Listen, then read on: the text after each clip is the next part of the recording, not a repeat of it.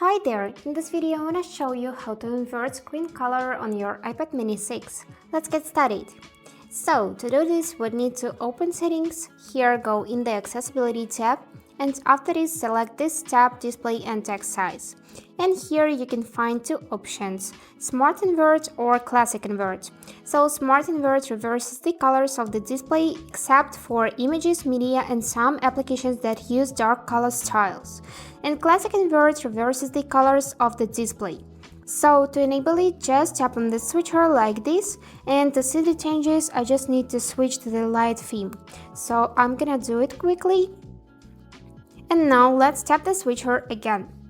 So here is how it looks with Smart Invert, and here is how it looks with the classic version. So just choose which one suits you the best and enable by tapping on the switcher.